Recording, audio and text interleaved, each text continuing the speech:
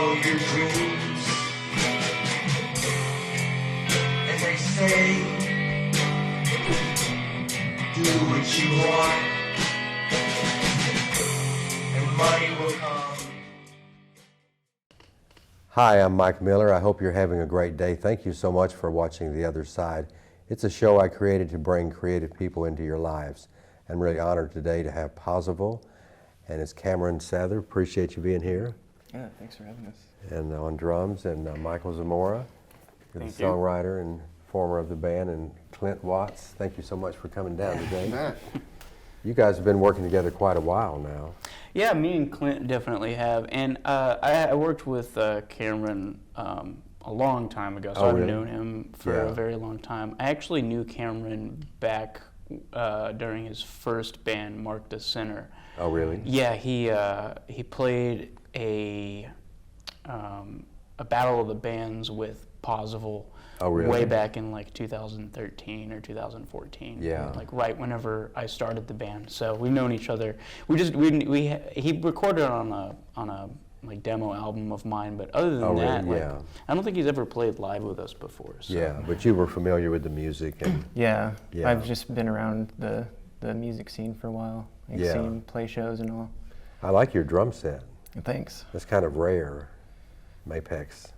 Well, it's actually a PDP kit. I just have a Mapex head on there because it's a spare one that I had. So I got like kind of double branding going on.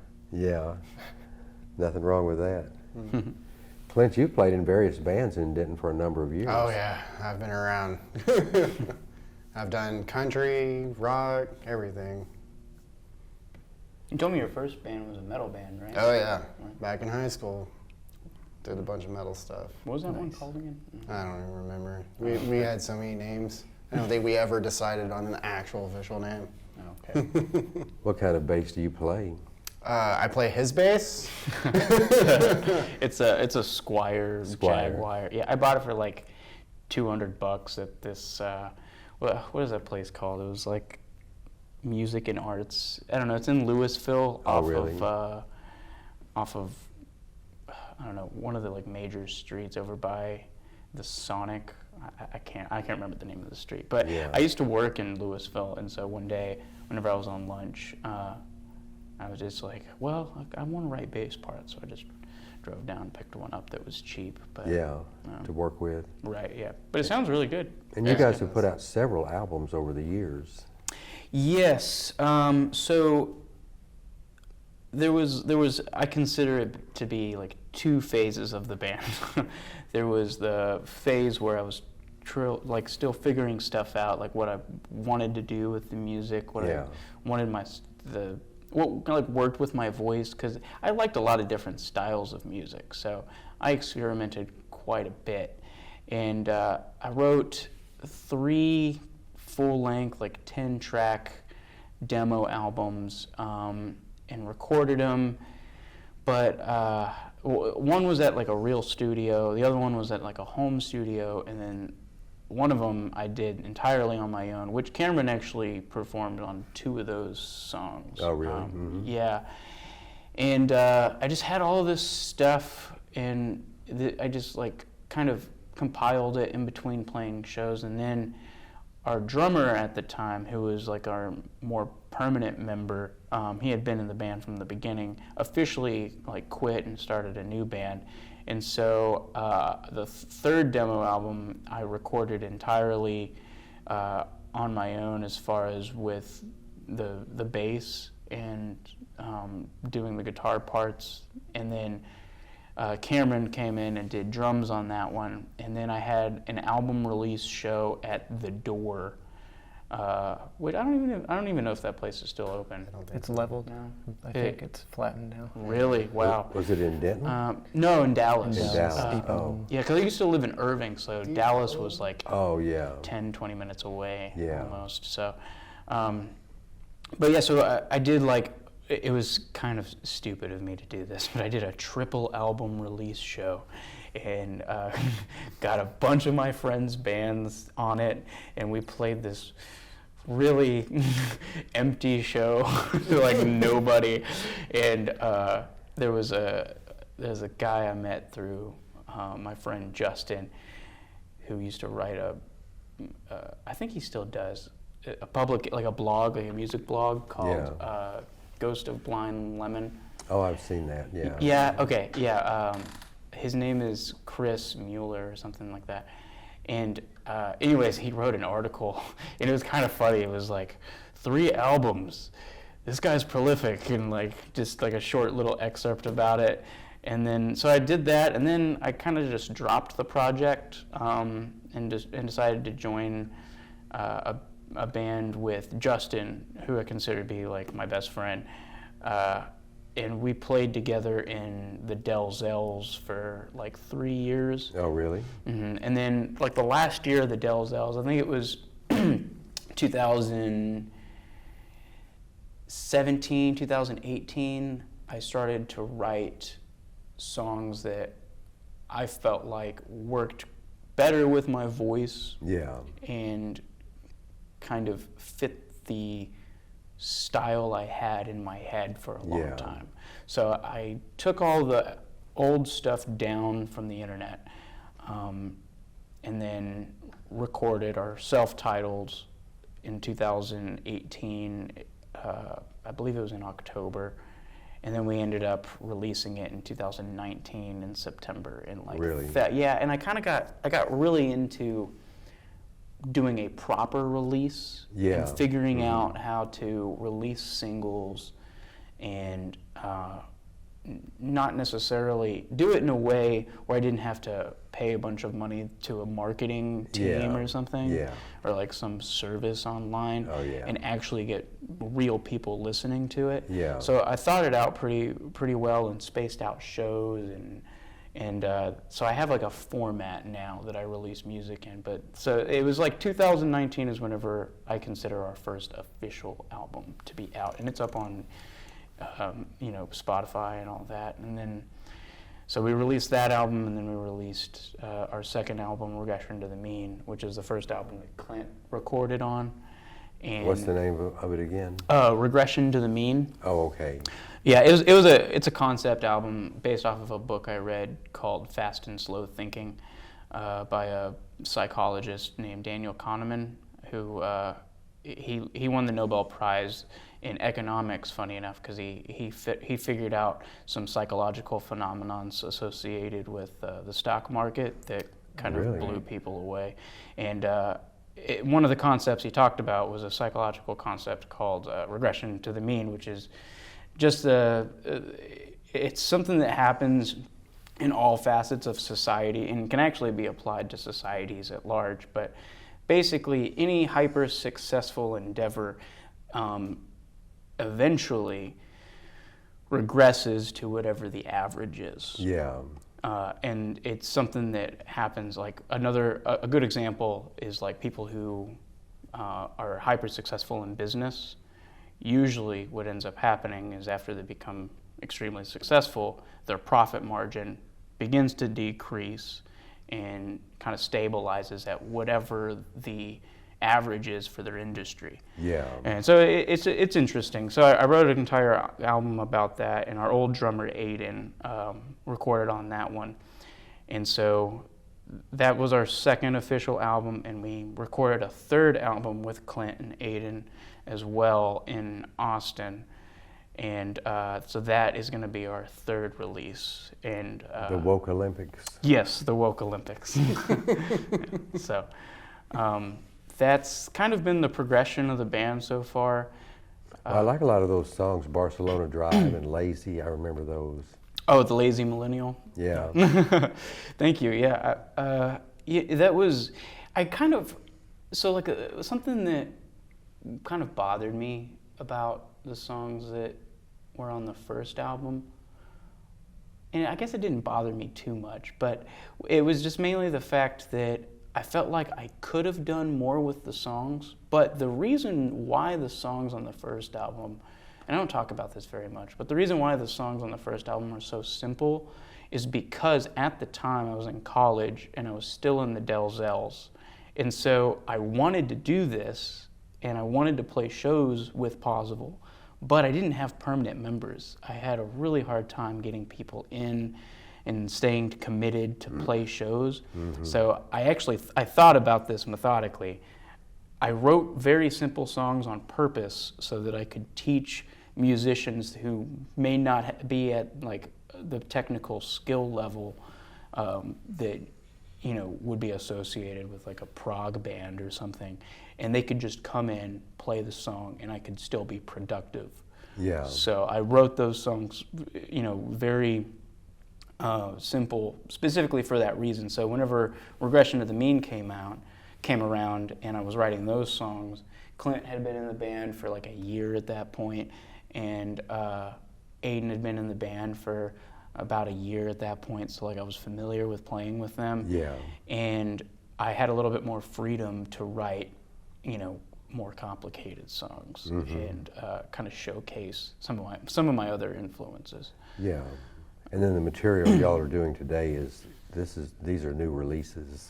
Yes, these are going to be new releases. The only song that we're not releasing as a single that we did today was Jordan B. Peterson. But the other songs we either have already released or will release. So during COVID, I lost like 200 song ideas. I had a file with like 200 different song ideas, and I was gonna make a more complicated, progressive type album and with like more sounds. I was thinking about buying a new pedal and stuff like that, but then COVID happened and things got really tough, and whenever I lost all those songs, I had to start from square one. So but you were able to remember a lot of them, you found. some of them. Yeah. One of them that I was definitely able to remember was Baghdad, Yeah. but the rest of the songs I wrote entirely. I wrote in a very short period of time. I think. A couple months. Yeah, I think I wrote all of the songs except for those 2 songs on the album in like 2.5, 3 months, and then we recorded them. Yeah, we went from like writing to learning to recording like that. And so that was another reason why they ended up being, this album around again is a little bit more simple, is because I had a set timeline that I wanted to do stuff in. Yeah. And so in order to fit the timeline, the songs had to be easy. So. But you played at the Dallas Observer Music Awards ceremony? Yes, in December of 2019, just a couple of months before COVID reached America, because it was the new year in that January. Yeah. And then by March, It was shut down. yeah. Did you play a show at J&J's right before the shutdown happened? Yes. I thought our last show was at Six Springs. Our last show was at Six Springs, but we did play a show at J&J's. I think I remember seeing y'all. Oh, that's right. You played that show. You were with talking Worst about Case. social distancing, and I was like, I don't even know what that is yet. And then the shutdown happened like a few days later. Oh, really? It's like, oh, okay. Well, I do appreciate you guys coming down today to play some music and share your stories and all that. Whoever's listening, because I don't know if someone in the music scene is listening to this, probably, but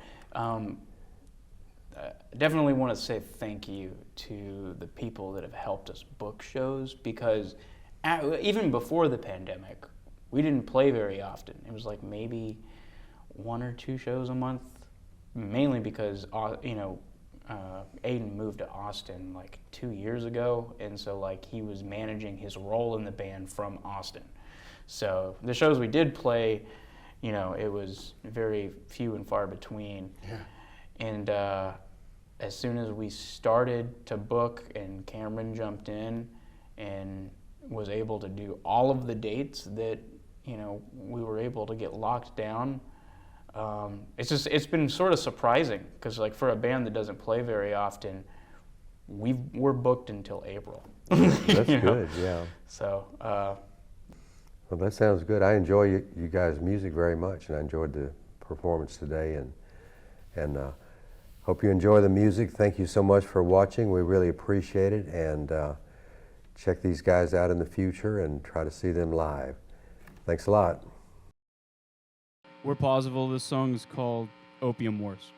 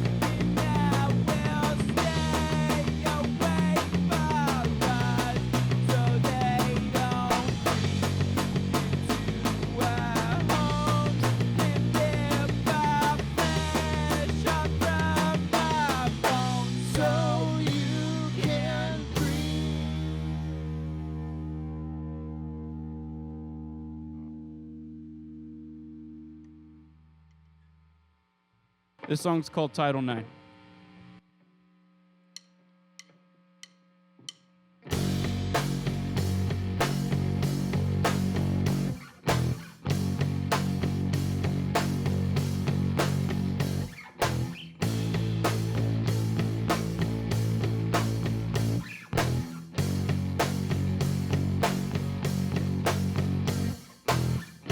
She don't want it.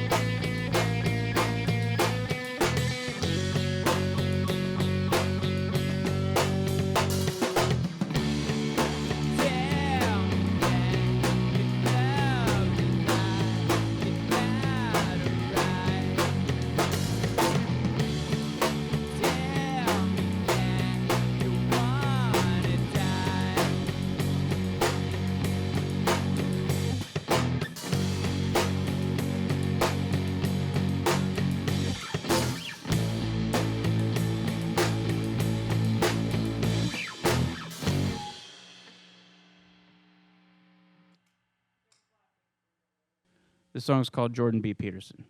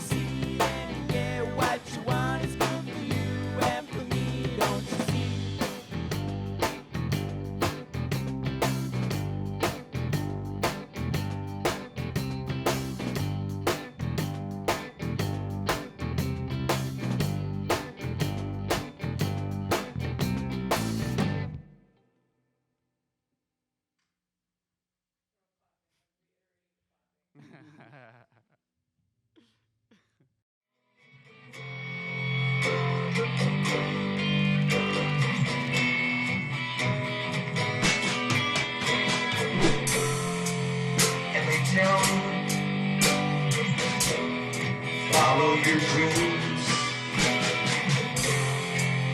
And they say,